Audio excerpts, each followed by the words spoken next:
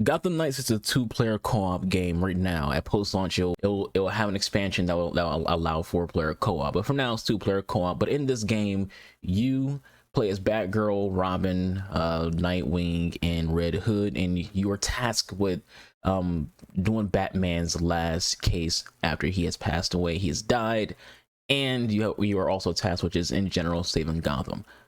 This is an open world action RPG set in a very open, very nice looking version of Gotham City.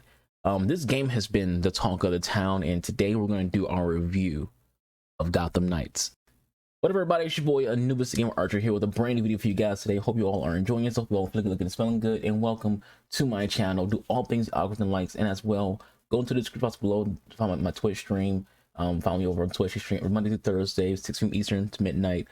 So we do a variety of streamers, so play a variety of games. Currently, the time is we're playing some Persona 5 as well as the Modern Warfare 2 release. So come over there, hang out, chit chat, and things like that. So that's about some Gotham Knights. As I said before the intro, is the talk of the town. It's a game where people don't even know if they want to hate it or if they want to like it. Like I'm gonna tell you right now in this review.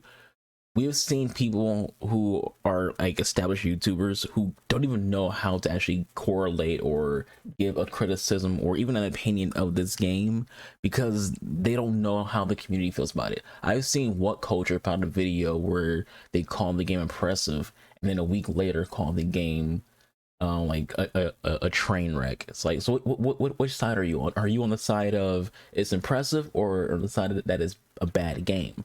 You know, we've seen the likes of Mr. Matty, who came out and he trashed the game. Didn't even beat the game. I've said this before when it comes to reviews. I don't like any review that isn't someone who actually completed the game. Like this review that you're watching right now, I've had the game since release, and this review's coming out after I've beaten the game. I didn't want to give you guys some kind of half-assed opinion that has no idea you know how the game plays like towards the end and things like that. A lot of people have given their reviews of this game and opinions of this game without putting any real time into it whatsoever. Again, I don't want to disrespect Mr. Matty, but you know, his opinion doesn't really mean much if you didn't beat the game. And he made like a lot of comments that, you know, is supposed to be negative towards the game that don't necessarily actually apply if you've actually played the game. You know, for example, he made the comment that in this game, all you do when it comes to traversal is you ride a bat bike and you zip line around.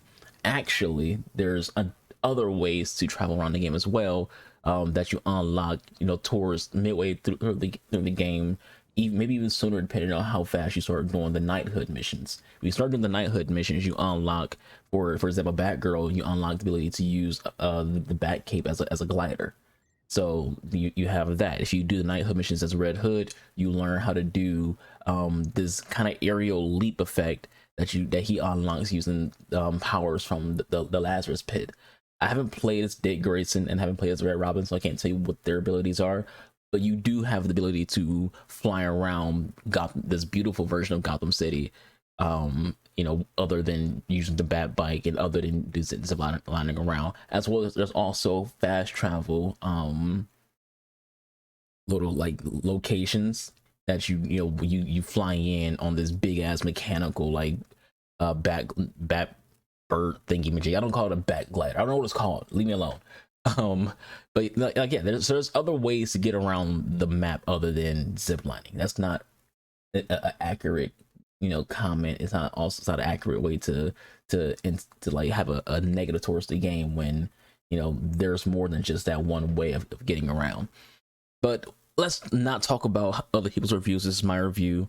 This game is a game that I feel like most people are going to misinterpret its design. Let's go with that. People are going to misinterpret the design choice of this game because a lot of people they're going to see Gotham Knights, they're going to see WB, they're going to think, all right, so we're getting like an Arkham game. We're going to have that same kind of Arkham combat. We're going to have that same kind of Arkham storytelling, that same kind of Arkham feel. This game is not an Arkham game, and you have to like understand that going into it. This is not an Arkham game, okay? And the way this game is built up to be kind of a live service co-op game first and foremost, And the most comparable game to this game is actually the Marvel Avengers game. And a lot of you will hate it right out the gate because of that. This game plays very similar to the Marvel Avengers game. It's a grind fest. You have like the RPG elements of, you know, damage numbers, weapon crafting, mods. You know, the enemies are very bullet spongy because of the fact that it's co-op and is more RPG than action game.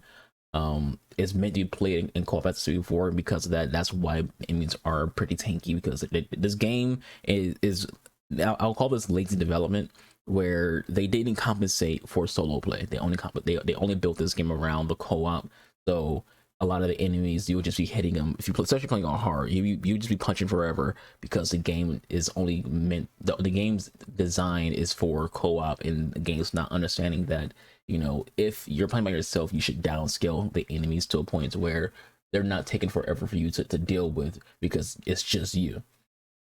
But yeah, this game plays very similar to that Avengers game, and you know, there's positive and negatives to that Avengers game. Like, a lot of people hate the Avengers game, but I personally think that game isn't necessarily a garbage game. It's just way too grindy. It had way too many bugs at launch, but for the most part, it wasn't a bad game. It just had like a lot of, you know, problems. And this game has problems too, but not too many. I think this game overall, when it comes to like the story, for example, the story in this game surprised me.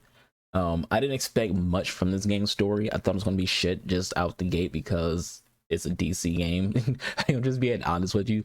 And when you have a game that's not based around Batman, things tend to go south. Especially like, this is a general thing with DC. Whenever something's not Batman related, it just goes south. And without, you know, Batman being the main character, and you know, how would you go about it? What are we going to deal with when it comes to villains? Are we just dealing with Batman's rogue gallery, but as the Bat family? You know, what's going on here that is going to, you know, separate this from just being a game within Batman's universe where it has its own identity?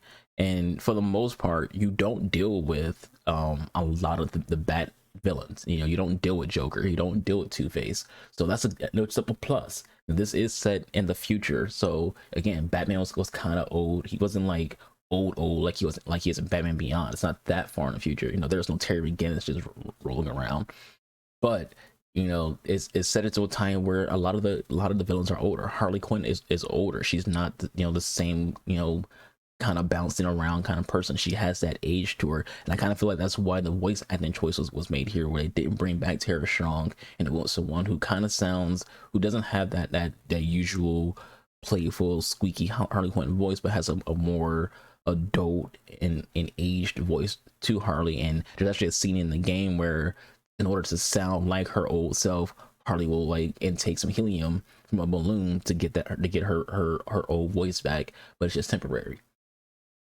But so that's kind of a spoiler on what kind of enemies are in the game. Harley is in the game, but there's not a lot. Like I said, there's not a lot of the old Bat like rogue gallery in the game. You know, the big main villains of this game are, other than like some throwaway criminals, the League of Shadows and the Court of Owls. The Court of Owls is, you know, the big ones, but those are the two main factions of the game. And I think for the most part, I don't want to do any spoilers, so I'm trying to like jump around. This isn't a scripted video. Usually my videos aren't scripted, so we're trying to like bounce around to avoid spoilers. And I think this story is actually pretty solid. And again, I'm going to compare it to the Avengers game. The Avengers game has a pretty solid story. It's the multiplayer where all the things that people talk about start to arise. People kind of ignore that game story and kind of just brush that aside, but it's actually a pretty decent story. This game too has a pretty decent story. I've seen other people reviews who say like the writing is bad and the voice acting is bad and things like that. I disagree. I think the writing is fine. I think the only people who I've ever questioned when it comes to the writing is Tim Drake. Tim Drake's character is kind of corny and cringy. But that's about it when it comes to like the actual writing. I think Jason Todd is a star of this game. So, like, if you want to have a good story experience, not gameplay. Gameplay is a different situation, but you want to have a good storytelling experience, Jason Todd might be the character to play as, because something about his voice acting and the writing for his character just really fits the tone of this game. Barbara Gordon is probably the best character gameplay wise to play as, but her voice actor has a very annoying voice. Like, I don't want to be mean. Like, that's why I paused. It's not bad writing. Her writing for the character isn't for that character isn't like bad, but the voice acting is like so annoying.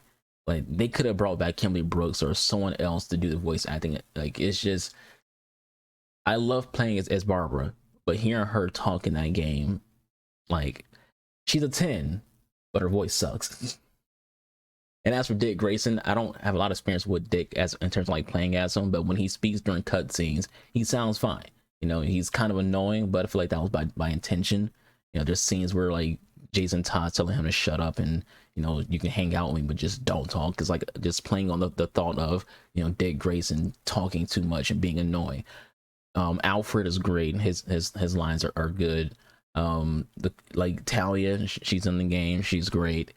There's not anyone in the game who I feel like is an outright negative in terms of the writing. Like, I don't think it's that bad. I think people are just reaching when it comes to, you know, calling the writing in this game bad. Again, I agree that Tim Drake is kind of cringy, kind of corny.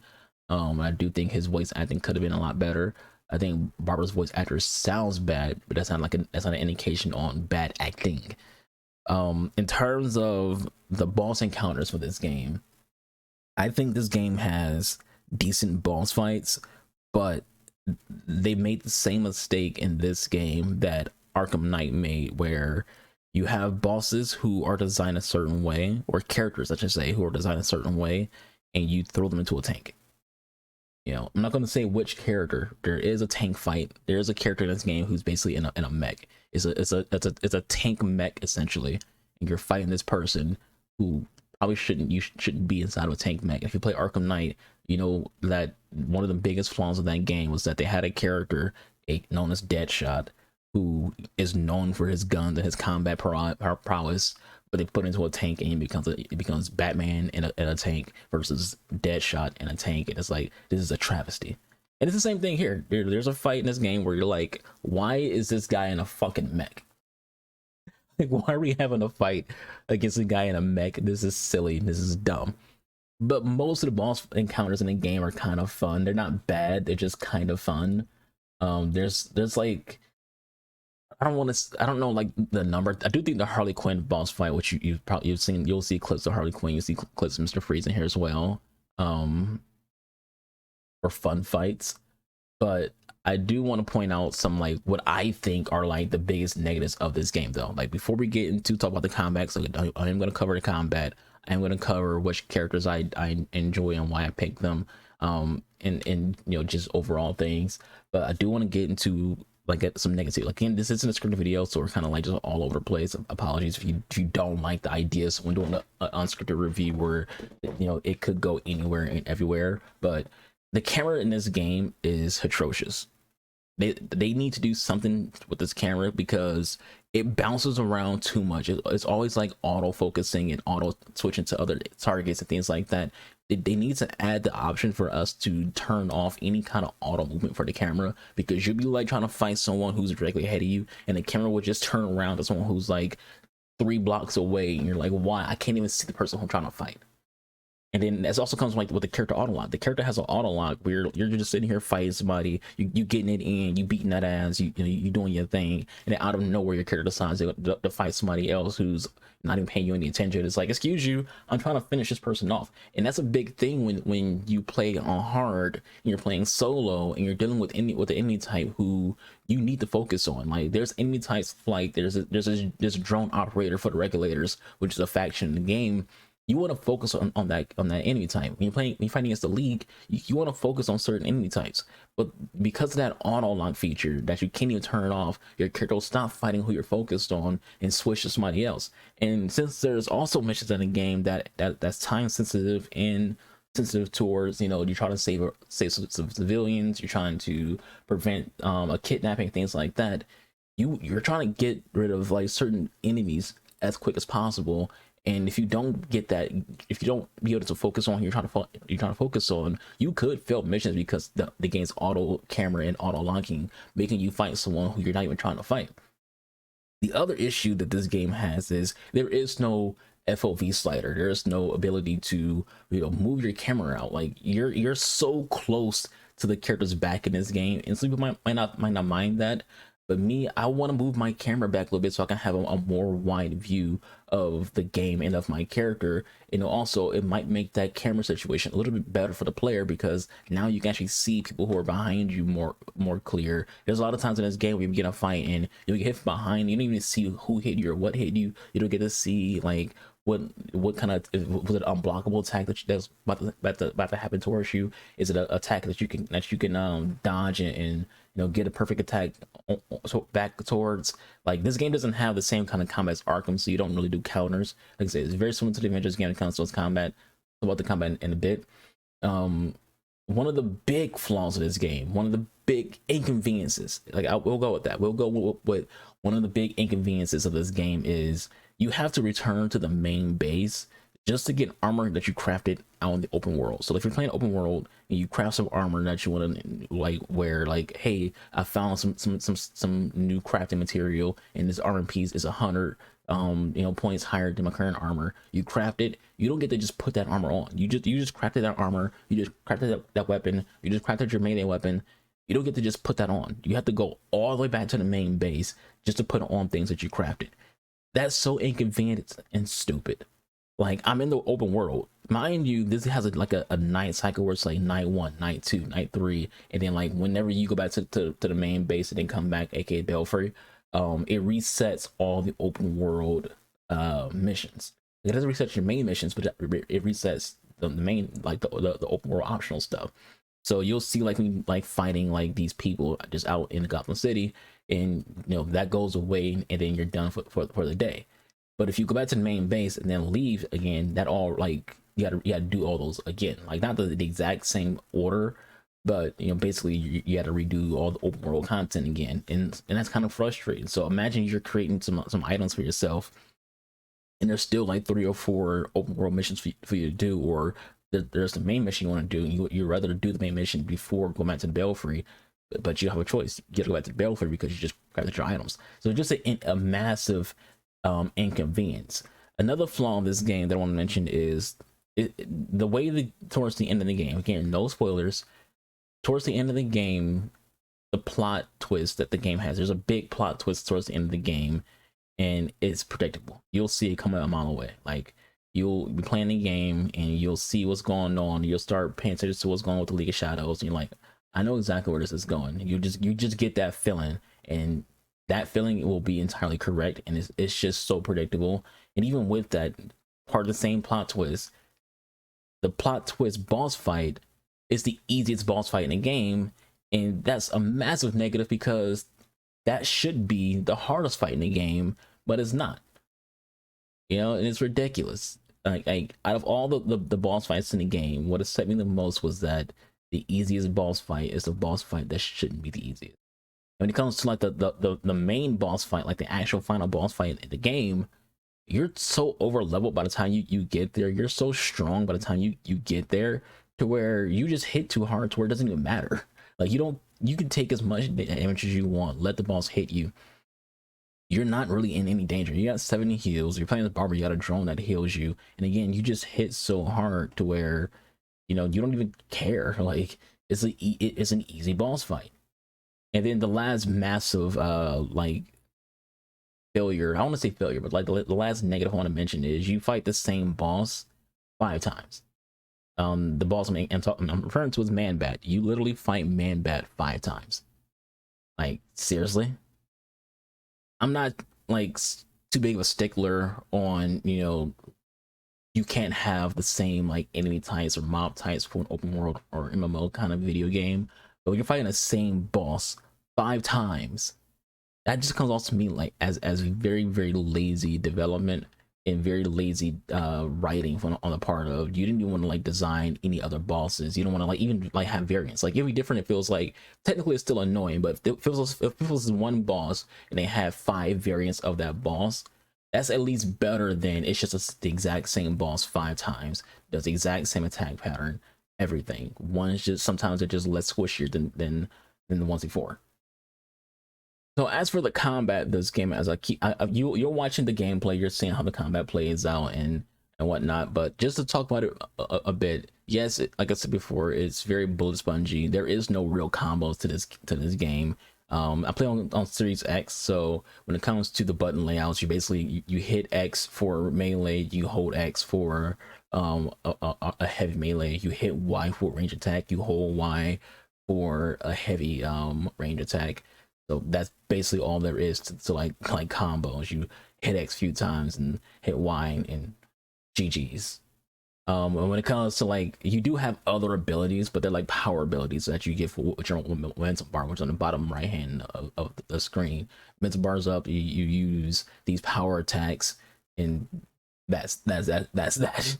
I haven't played the game co-op, so I can't speak on the co-op aspects of the game. I can't speak on you know, the co-op combat together. I know people talk about that you can do like some co-op takedowns and co-op abilities together.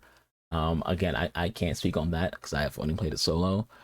The big thing when it comes to combat to me is there's moments where it feels really good to play as Barbara Gordon, where it feels really good to play as Jason Todd. But like a lot of things with Red Hood is his basic abilities will be very old and boring, because again, when it comes to his melee attacks, it's just like this overhand little hit, and then like a backhand when it comes to the heavy. And it gets you want more variety and more dynamic melee system than that. You know, this game definitely probably should have went with the Arkham style of combat. That would have been way more smooth and better overall. This choice that they went for the combat just doesn't make any sense. And again, I feel like they probably thought to themselves that doing it this way would, you know, be better fit for this style of game, this RPG style of game that's not really a actual fighting game, you know, in sense of like a fighting action game like the Arkham games. But that's just me. That's kind of like how I interpret it. It's still kind of a negative when it comes down to it, though. Like, it's not. I'm not saying that the combat is good, because it's not, but it's also not bad. But I feel like depending on who you play as, it changes. You know, if you're playing as, like, some people just flow more fluid and smooth in this game than others, and a lot of the characters, again, because of how simplistic the button layout is, will come off as like, you know, more or less fun than the other. Within that, though, when it comes to the combat, and you know, mentioning another negative is sometimes your button the button inputs don't register at all. Like, you'll be doing something in the game and your character does not respond at all. You also can get stuck on like invisible like edges in the game. There's times where, you know, you're trying to do like an ambush takedown or a silent takedown, and the game doesn't even give you the prompts to it, so you end up ruining a stealth mission or ruining a moment where you need to be stealthy, and or you want to be stealthy because the game didn't give you the prompt to do a stealth takedown or an ambush takedown, even though you're like so close to the enemies where you can smell their lunch from freaking 3 years ago from behind. So, you know, it's just, there's a lot of wonky things about this game. This game has a lot of wonk. This game has a lot of moments where you're gonna be frustrated at technical things. Like, there's frame drop issues. There's a big patch coming out, but this reviews before the patch, so we're not gonna act like, you know, the game doesn't have its technical issues because of frame drops. So let's get into you know, wrapping up this video. What do I think of Gotham Knights? I think Gotham Knights is a game with a solid story, with, you know, passable combat that definitely could be a lot better, good visuals. You know, I don't want to say like how long the game is, because, you know, that depends on how much you put into a lot of the side content, a lot of the challenges and things like that. So, you know, it could vary when it comes to game length. I think the game itself is actually pretty decent. I don't think it's like this horrible train wreck. I think if you're a DC fan who likes the Bat family, you'll enjoy it. I think if you're a fan of the Arkham games, you would generally enjoy it. If you can accept the fact that it's not an Arkham game, you can accept the fact that it doesn't have the Arkham combat. You can enjoy it. Is it worth $70? Fuck no. Like, excuse my French, but this game's not worth $70. You should wait for this game to go on sale, no matter what stance you have on you know, Arkham Knight, no matter what stance you have on, you know, if you're okay with an Avengers style video game, you know, because again, Like I said, this game is way more comparable to the Avengers Marvel Avengers game than it is to like Spider-Man or the Arkham series, anything like that. It feels very similar to that, maybe with with a little bit less dynamic combat. So if you're okay with that, if you want to experience the story, if you're a fan of like just the mythos of Batman and you want to play a Batman style game, I do recommend it, but I would recommend it if it's on sale, if you can get it at a lower price. If you don't care about pricing, if you got enough money to where you're just not worried about spending an extra $10, then go ahead and get it. I think the best teacher or the best example of figuring out if you're into this game is watch some Twitch streams, see if see live in action on how it plays out and how the person who's playing it is reacting to things that are going on. Is it frustrating them? Are they having fun? Are they laughing? Are they enjoying themselves? And then go from there.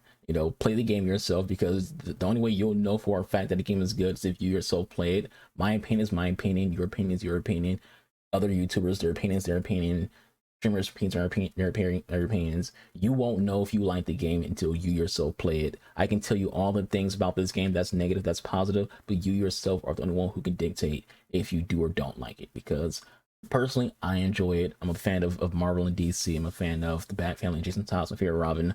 I love Batgirl. Fuck Dick Grayson. I think a lot of things about this game is great. A lot of things about this game could be a lot better.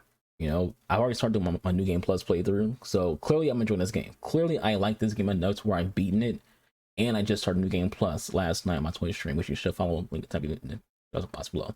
But with all that said, this video is almost 30 minutes long. We're gonna wrap it up. Hope you all enjoy yourselves. Be kind to one another. Be a boy Anubis. Stay safe. Be true to yourselves. It's free to not be a dickhead. I'll catch you guys on my live stream in the next video. Hopefully our next video will actually be a continuation of our Spider-Man Let's Play. So watch that as well. I'm out of here. Anubis. Deuces.